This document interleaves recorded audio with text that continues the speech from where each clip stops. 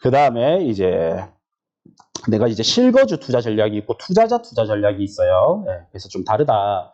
그래서 이런 거 있죠. 내가 과거로 이제 서울에 돌아가면 어디 투자할까, 뭐 부산에 들어가면 어디 투자할까, 이걸 잘 해야 됩니다. 왜냐면 저는 부동산 투자를 많이 할 때 1년에 한 20건 정도를 사고 팔고를 했더라고요.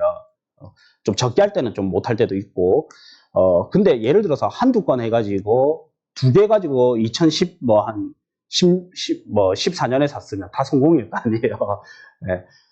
어쨌든, 만약에 부동산은 이런 게 있어요. 내가 사놓고 매도할 때까지 시간이 좀 걸리거든요. 네. 그래서 내가 맞는지 안 맞는지를 몰라. 그리고 어쨌든 올랐으면 맞다 생각을 해요. 나 알고 보면 내가 상승 속에 있었던 건데. 그래서 뭘 잘해야 되냐면 과거로 돌아가서 가상 투자를 잘해야 됩니다. 그거는 내가 10분 만에라도 할 수가 있으니까. 10분이면 할 수 있으니까. 근데 내가 진짜 투자는 2년, 4년이 걸려야 결과값이 나오기 때문에 힘들단 말이에요. 그래서 과거로 돌아가서 이제 가상 투자를 참 많이 해야 됩니다. 그래서 저는 2016년에 이제 서울의 목동 아파트를 사서 2018년에 팔았는데 부산이 그때 불경기라서 팔았습니다. 얼마나 아까워 맞죠? 그리고 또 비과세 구간이고 해서 팔았는데 그걸 여러분들은 대부분 팔고 나면 끝이잖아요. 저는 또 거기서 한 번 더 파고들어요. 언제 샀으면 더 좋았을까? 16년이 아니라 14년에 샀으면 더 좋았을까? 16년에 샀으면 좋았을까? 18년에 파는 게 좋았을까? 19년에 파는 게 좋았을까? 20년에 파는 게 좋았을까? 이걸 계속 재고 따진단 말이에요. 그래서 일단 보면 입지별 보면 이제 저희가 스터디를 하면서 제가 물어봐요. 이런 질문이 참 중요해. 만약에 2014년으로 돌아가면 어떤 아파트 사실 거예요? 이렇게 물어보거든요. 그러면 대부분 사람들이 강남?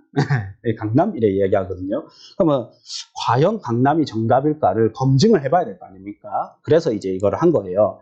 그리고 약 5년을 잡은 이유가 문재인 정부 때 너무나 많은 정책이 나와서 반대로 너무나 많은 시장이 왜곡이 됐었단 말이에요. 네.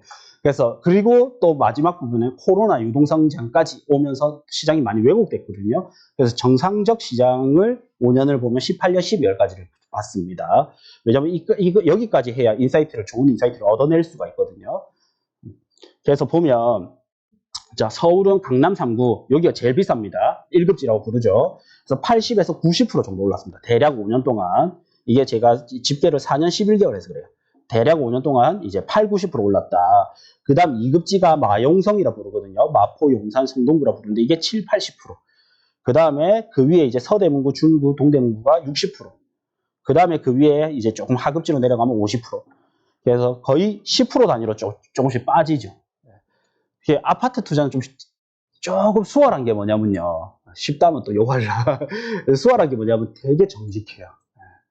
기안84가 오늘 보니까 그러던데 사람은 날 떠나도 돈은 안 떠난다던데 이게 돈은 이 상승 법칙은 굉장히 정직합니다. 그래서 내가 과거를 잘 알면 정말 투자에 도움되는 인사이트가 얻을 수 있거든요. 그래서 여기서 얻을 수 있는 거는 자, 첫 번째 상급지가 많이 오른다.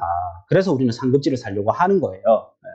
그 다음 두 번째 상급지가 먼저 오른다. 상급지가 많이 오르고 먼저 올라요. 부산도 한번 볼게요. 그래서 서울은 강남에 가까울수록 좋다가 맞죠? 부산은 어디 가까울수록 좋겠어요? 네, 1급지인 해수를 보면 47% 올랐죠. 2급지는 또 이것도 거의 한 10%씩 빠집니다. 3, 40%대. 여기는 44, 50%대. 여기는 20%대. 여기는 10%대. 그래서 저한테 누군가가 사상의 집을 물어봅니다. 이거 사면 오를까요? 안 오를까요? 하면 저는 뭘 하겠어요? 10% 오르기는 오르지. 오를까요? 안 오를까요? 물어보면 오르기는 오르지. 10%. 근데 해운대는 40%. 네. 그래서 이거 사면 오를까요? 라고 질문을 하면 뭐 사하 힐스테이트 등등 뭐 오르죠? 라고 할 거고 그러면 이거 살까요? 요거 살까요? 하면 이거 사야 되지가 나오겠죠. 그래서 좋은 질문을 해야 좋은 대답을 할 수가 있습니다. 근데 사람들은 내가 들고 있는 질문에 이게 갇혀가지고 사고에 갇혀가지고 질문을 하면 안 된다. 그리고 부산은 동쪽으로 갈수록 부자가 되고 서쪽으로 갈수록 약간 이제 조금 빠지죠. 명지도 많이 올랐어요. 이때 16%. 근데 요거에 비하면 좀 아쉽죠. 그래서 이제 실거주를 한다면 좋은 입지의 아파트를 사는 게 맞다. 그래서 이제 보면 상승률도 보면요. 결국에는 이제 제일 입지가 좋았던 강남구가 상승률이 93%이기 때문에 제일 괜찮았다.